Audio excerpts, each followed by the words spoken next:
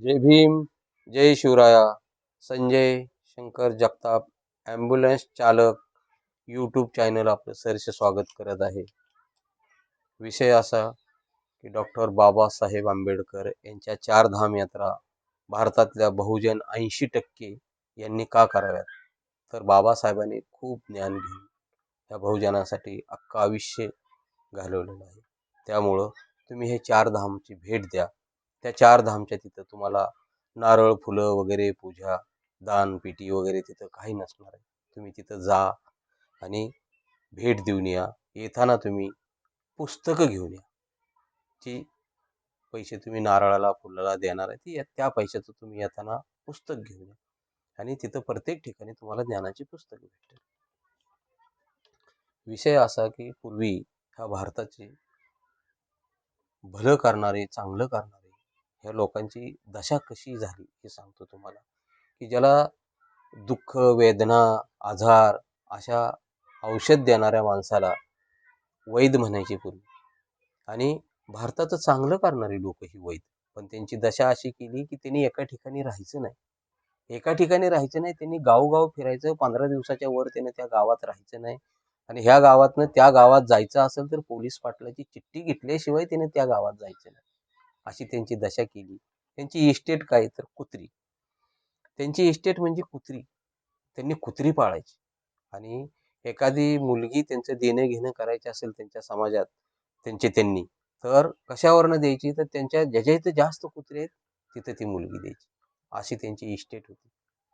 ही भारताचं भलं करणारे भारताचं दुःख दूर करणारे त्यांची ही दशा करून ठेवली. दुसरा माणूस वढार समाज हा दगडात शिल्प कोरणारा दगडाची मूर्ती बनवणारा आज बी त्याची अख्ख्या भारताची ओळख आहे. इंजिनियर लोक असणारा हा समाज जी आज भारताला ओळखते ती शिल्पकलामुळे ह्याच्यामुळं हा वढार समाज जो आहे हा दगडाचं काम करणारा. तर तो आज बी तुम्हाला कुठेतरी तीर्थच्या ठिकाणी गेल्यावर मूर्त्या बिर्त्या बनवताना दिसतोय तर त्याचा आज बी पालच आहे.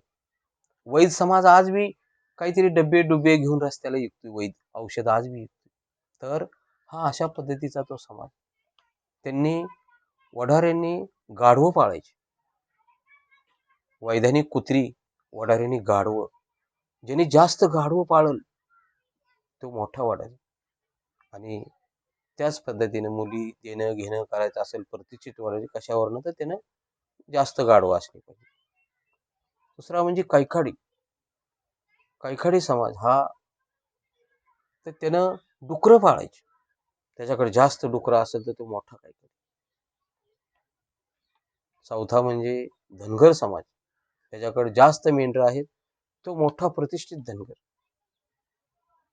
हे असे कुत्री गाढवं डुकरं मेंढरं ही प्राणी पाळणारे ह्यांची अशी दशा करून ठेवली.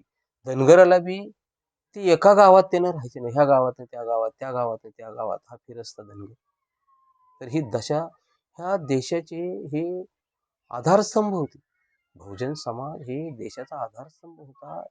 आणि अशा 18 पगड लोक 80% लोकांची दशा बेकार करून ठेवली. आणि म्हणून ह्या भारतात प्रगती पाठीमागे गेले. आणि आज बाबासाहेबांच्या मार्गाने गेल्यानंतर आपण परत ती प्रगतीच्या दिशेला आहे. आज तुम्हाला बोटावर मोजण्यासारखे वैद्य समाज जो आहे तो दिसेल. तुम्हाला वढारी समाज दिसेल. तुम्हाला धनगर समाज दिसेल. कैकाडी समाज दिसेल. हे आज त्या प्रगतीला आहे. तर बाबासाहेबांचे तुम्ही धाम त्याच्यासाठी करायला. जय भीम, जय शिवराया.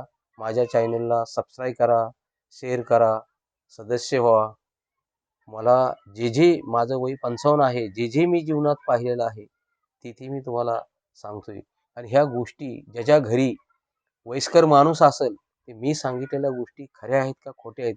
तर ज्याच्या घरी वयस्कर माणूस नसेल तर त्यानं दुसऱ्या गावाकडल्या वयस्कर माणसाला विचारा की ही मी सांगितलेली गोष्ट खरी आहे का खोटी आहे. आणि खोटी असेल तर मला हे यूट्यूब चॅनलवर सांगा की बाबा तुम्ही सांगितलेलं खोटं आहे. जय भीम, जय शिवराया.